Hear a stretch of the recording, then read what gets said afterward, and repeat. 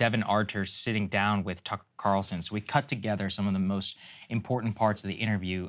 There will be a second part, apparently, of a longer form conversation between the two. The clip that was put out was only about 11 minutes. Devin Archer, for context, was Hunter Biden's business partner in BHG Holdings, which is one of the holding companies that Hunter Biden was a part of. They had business dealings with Moscow. They had business dealings with China. He was also at the center of a lot of the Burisma dealings. Knew Hunter for over a decade, and says here in this interview that he heard at least on 20 occasions President Biden, then Vice President Biden, phone into business meetings with Hunter Biden. Here, let's take a listen. Our partnership started in 2008, 2009-ish. Conversation started. That's when I re-met Hunter and actually had a sit down and meal with him.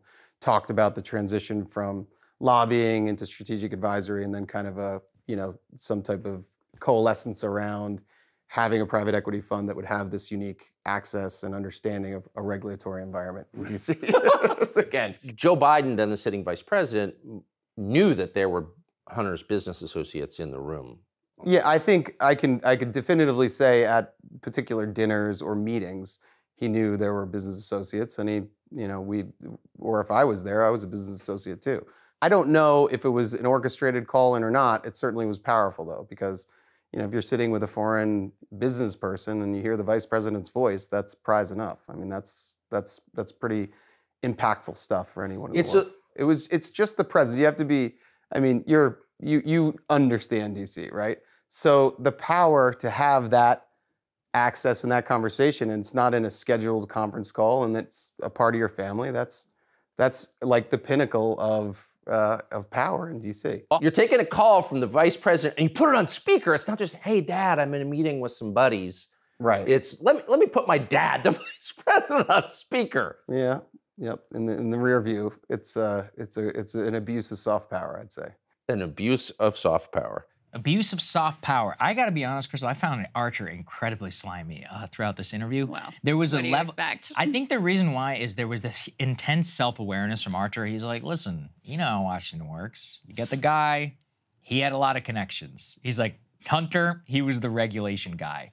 And Tucker would be like, well, what do you mean? He'd be like, you know how Washington works. He didn't want to say it really out loud, and he kept kind of smiling around the truth. But the truth enough about calling in 20 times, and that real moment that stuck out to me is he's like, look, it's the pinnacle of power in Washington. You're in a meeting with some Ukrainian guys who are paying you $83,000 a month, and you put the guy on speaker. And Tucker he's like, look, I love my kids. I talk to them every day. He's like, and he has adult children. He's like, I don't call them into business meetings. It's super weird. And if they did that to me, vice versa, what the hell is going on? So clearly something was happening to the extent where Biden knew he was calling into a business meeting because he literally would put him on.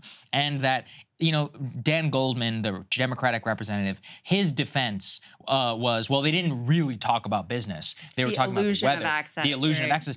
As Archer says, the mere fact that the man is on the phone was clearly worth millions of dollars to Hunter's foreign business partners. At the very least, it was part of the sales pitch that he was able to monetize his last name.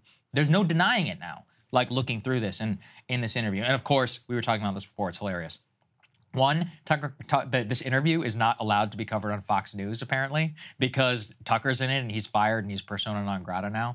But also, the actual allegations here are completely ignored by the Dan Goldmans and all of them of the type. All the spin around it was obviously wrong. When from the horse's mouth, he's like, yeah, the mere fact that he was on the phone was worth a lot of money to us. Yeah. He's like, that's what we paid him for. That's why I was in business with Hunter. It's obvious. Yeah, I know it's obvious. It's totally obvious. Yeah.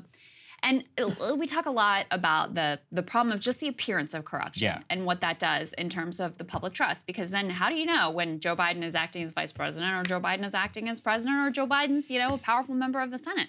How do you know that he's not influenced at all by what he knows his son is up to and his business dealings and his associates?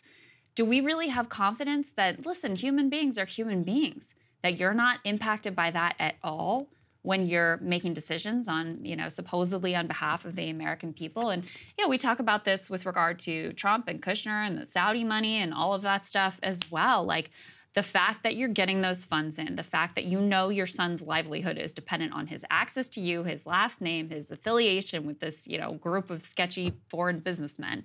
And we're expected to believe that you remain pure as the driven snow in terms of your business, in terms of your doing the business of the American people. It's just, it's hard to believe that. And then the other piece of this is just astonishing to me. It kind of reminds me of the defense that's being mounted for Trump of like, oh, this guy's so dumb that he actually believed that the election was stolen. Right. It's sort of the same. It's like, no, Joe Biden is so dumb that he actually didn't realize Hunter Biden was calling him into these business meetings to trade on his name. Like, I'm sorry, I don't believe that. I do not believe that whatsoever, because Joe Biden has been in D.C.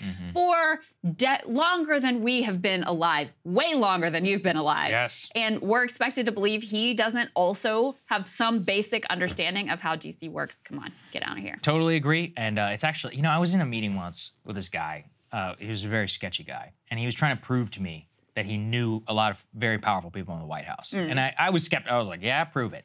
And he's like, all right, stay quiet. I was like, okay. And he started calling people in the White House on the phone and put him on speakerphone and was talking to him while I was in the room, which is pretty scummy, actually, on his behalf. But I remember it was like, it's like a power move. And I was like, whoa. I was like, all right, so the guy knows a guy. He's like, all right, I'll listen to him. I'll hear what the person has to say. So this is like a power move. I think that was, it's a flex in front of these business guys.